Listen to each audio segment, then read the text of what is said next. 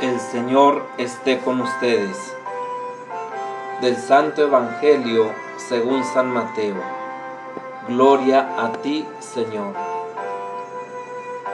En aquel tiempo Jesús dijo a sus apóstoles: cuídense de la gente, porque los llevarán a los tribunales, los azotarán en las sinagogas, los llevarán ante gobernadores y reyes por mi causa.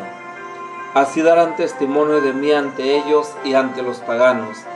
Pero cuando los enjuicien, no se preocupen por lo que van a decir o por la forma de decirlo, porque en ese momento se les inspirará lo que han de decir. Pues no serán ustedes los que hablen, sino el Espíritu de su Padre el que hablará por ustedes. El hermano entregará a su hermano a la muerte y el padre a su hijo. Los hijos se levantarán contra sus padres y los matarán. Todos los odiarán a ustedes por mi causa, pero el que persevere hasta el fin se salvará. Palabra del Señor. Gloria a ti, Señor Jesús. 26 de diciembre, día de Navidad. Feliz Navidad, queridos hermanos y hermanas. En este día celebramos el martirio de San Esteban, protomártir. Y la primera lectura tomada del libro de los Hechos de los Apóstoles, 6, 8, 10 y 7, 54, 60, precisamente nos habla de este acontecimiento, de este martirio. Esta página de los Hechos narra la muerte de Esteban, primer mártir de la iglesia. Hombre de fe y de Espíritu Santo, fue elegido diácono para el servicio de la comunidad cristiana, a fin de que la comunión de vida fuese visible incluso en la distribución de los bienes. Lleno de dones carismáticos, la sabiduría contemplativa en la predicación y de fuerza evangélica en la evangelización, fue intrépido testigo de Cristo resucitado con la fuerza del Espíritu Santo. La parte final del valiente discurso de Esteban, hecho ante los ancianos y los jefes del pueblo, y la sucesiva narración de su martirio, son un magnífico ejemplo de catequesis bíblica. El discurso, en efecto, concluye por una parte con la profesión de fe en Jesús hecha por Esteban, y por otra con la falsa acusación de los jefes contra él por haber pecado contra la ley de Moisés y el templo, y por tanto con la decisión de su condena a muerte. La lapidación del protomártir Esteban es narrada por Lucas según el modelo de la muerte de Jesús, porque también él murió confiándose al Señor y perdonando a sus verdugos. El testimonio de Esteban no es otro, sino que la vida de Cristo continúa en la vida de la iglesia por la disponibilidad del Espíritu, la predicación, la coherencia evangélica y la muerte misma. Es preciso estar abiertos al paso del Espíritu por la propia existencia para comprender los tiempos nuevos que Jesús ha inaugurado, porque ahora su persona es la plenitud de la ley que ninguna persecución podrá eliminar jamás. El Evangelio de Mateo se coloca en el contexto de las persecuciones y refiere a algunas enseñanzas de Jesús a sus discípulos acerca de las pruebas que la iglesia deberá sufrir en el curso de su historia. Jesús expone esta situación con tanta claridad y tanto detalle concreto que parece estar describiendo la iglesia primitiva después de los años 70, que debió afrontar diversas pruebas internas y externas en su vida y fácilmente hubiera podido caer en el desaliento y haber perdido la fe en Él.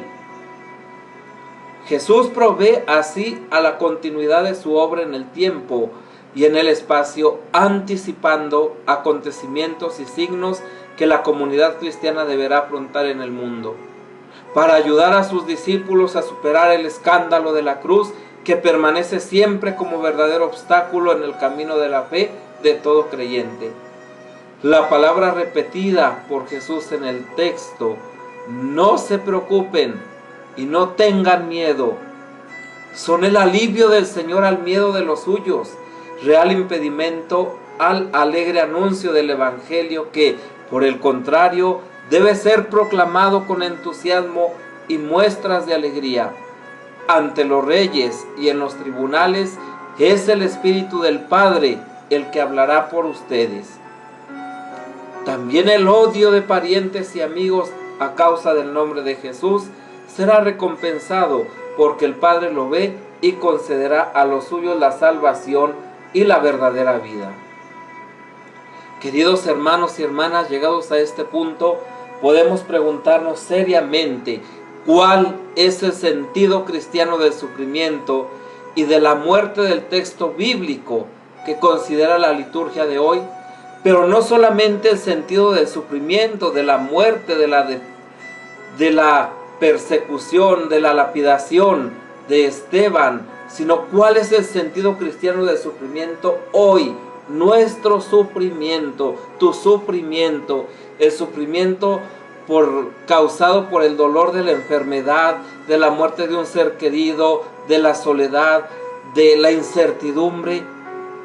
La respuesta a interrogantes tan fundamentales de la vida humana se encuentran solo en el dejarse iluminar totalmente por la enseñanza y el testimonio vividos por Jesús. Él es nuestra esperanza, Él es nuestra alegría, Él es nuestra fortaleza. Claro está, humanamente hablando de la muerte es el fin de todo, escribe Kierkegaard. Y humanamente hablando hay esperanza solo mientras hay vida. Pero para ustedes, para mí, para el cristiano, el sufrimiento y la muerte no son en modo alguno el fin de todo. Son solamente pequeños acontecimientos comprendidos en el todo que es la vida eterna. En el sentido cristiano, pues, hay infinitamente más esperanza en la muerte que hablando en un mundo meramente humano, en el que no solo hay vida, sino una vida en plena salud y fuerza física. La muerte de Esteban o de tantos primeros testigos de la fe cristiana no tendrá la última palabra sobre la vida de estos discípulos de Jesús, porque Cristo es el Señor de la vida y de la muerte.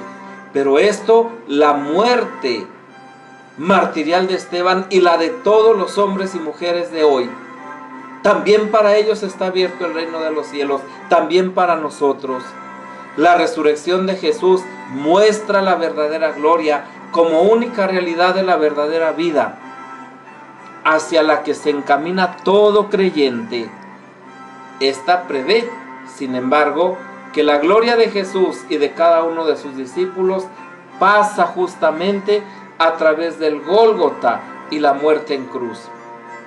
El sufrimiento y la muerte de Jesús y de todo discípulo suyo ofrecen un signo que habla la fe. El plan de Dios es más grande que el pequeño y estrecho del hombre. El amor de Dios supera con mucho el interés particular de cada uno de sus hijos. Solo Jesús, signo del amor de Dios a los hombres, es capaz de liberar al ser humano de la muerte y de hacer brotar en el corazón del discípulo la fe como respuesta radical a la salvación ofrecida por Dios. Ayer comentaba con una persona muy querida y me decía que para él contemplar el pesebre, el misterio del nacimiento de Jesús, y luego voltear su mirada a la cruz de Jesús donde está él pendiente de una cruz, le manifestaba todo ese misterio de salvación, todo ese misterio de amor, todo ese misterio de misericordia.